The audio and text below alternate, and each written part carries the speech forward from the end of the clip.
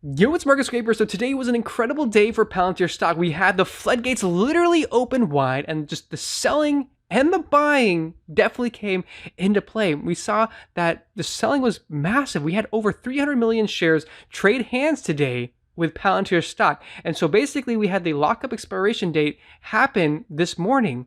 And we saw a ton of selling pressure. Basically, any employee or any early investor in the company could sell their shares. And there's a bunch of reasons why these people might want to sell some shares. There's this idea of diversification, not having all of your eggs in a single basket. So maybe an employee who just became a millionaire with these Palantir shares will sell their shares, buy something else, whether that is a house or, depending on their risk, maybe a more conservative, maybe just putting it into an ETF, but maybe they want to be even more risky than Palantir stock and have more gains and go YOLO on a SPAC strategy. Who knows what they're thinking? But the main point is there's a dozen reasons why employees and also early investors might want to cash out a significant amount of their stock holdings on this day, and not necessarily wait even longer, because you've been waiting for this day as an investor to literally sell out your shares. And Palantir stock, since the IPO, has run up a hefty amount, and their shares were even lower than $9. Maybe it was $1, maybe it was $2, maybe it was $3.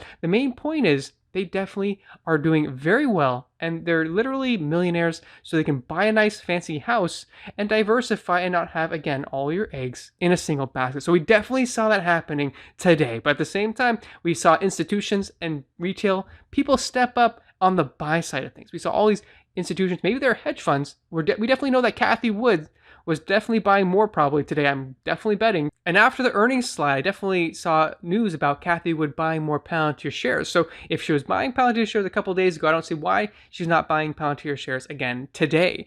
And I myself withheld buying shares at that time because my strategy was, again, I looked at the data, I looked at what happens with the lockup period, and this was a day that I've been waiting for the whole time. Again, I bought shares back here. I was dollar cost averaging shares, buying on the dips. And then my strategy was, okay, I'm going to wait. I'm going to wait for the lockup period to expire. And whether the stock price is higher than it is now or lower than it is now, I'm going to double up my position then. And that's what I did.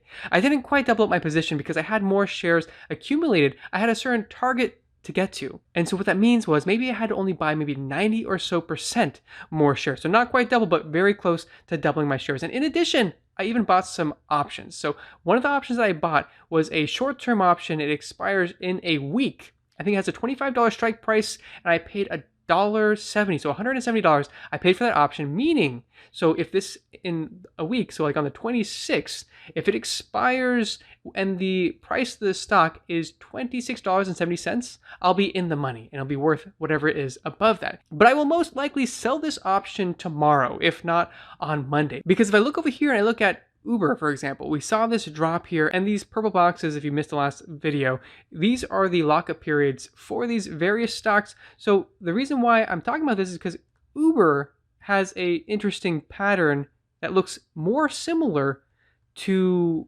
Palantir stock. So if I'm looking at Uber here and I see it goes up the next day, so the next day or even the following day after that were good opportunities to potentially sell off some shares. And in this case, I'm not going to sell any shares, but I'm going to sell the short-term call option that I bought then. And for this call option and the strategy behind what I did there, I actually placed a bid that was pretty low, $1.70. I didn't think it was actually going to trigger, but I think sometime during the day, so if you look at the intraday chart here, I think it was maybe on this dip right here, or maybe this dip over here, probably this dip right here. Basically, there was some dip that occurred in the day that triggered my option to buy, because my option actually never was negative. It was always in the green. It was always above $1.70. So it was some type of spike to the downside that triggered the buy option. And I actually had another call option that I wanted to buy. It was more of a leap. Basically an option that expires next January. So this is an option I wanted to buy, but my option never got triggered. So basically I'm saying I want to buy these options for lower than it actually is at the moment. I'm putting a limit order in. That's kind of a strategy that I like to do sometimes. It didn't get triggered. Oh well, maybe I should have not been so picky with my leap option than I should have been with my weekly option that I bought. Well, lessons learned. I can always try to buy more later. Now, the other thing that I did today, so I bought more shares, and with more shares, I can start writing contracts as well. So I didn't want to go all in with writing contracts, so I just decided to write a single contract, and this contract expires literally tomorrow. I only did it for $10. So it's not too big of a reward, but it's a nice little dividend, let's just say. So I wrote this contract, got $10, and so this expires literally tomorrow with a strike price of $29.50. So if the price of the stock goes to over $29.50 tomorrow, 100 shares that I have will be called away. But I think that that's very unlikely, especially based on historical trends, what we looked at yesterday in terms of what the stock price did the following day. So could I get called 100 shares at $29.50? That would be kind of unfortunate. At the same time, it wouldn't be the craziest thing. I'll just try to buy my shares back for a lower price, or maybe I'll sell some cash secure puts and get my shares back that way. We'll see. But the main point here, I just wanted to share with you guys some of the things that I've been doing with my shares, the buys that I did, the call option plays that I've been making today, and let me know what you guys did today. Did you guys do any buying today with Palantir stock? Do you not own Palantir stock? And maybe why do you not like Palantir stock? Well, I hope you guys enjoyed this video and got some value from this content. And if you haven't already, smash that like button, subscribe to the channel for more content like this, and I'll catch you guys in the next one. And keep in mind that none of this is financial advice. This is just some random guy on YouTube drawing some stick figure lines on a chart talking to you guys.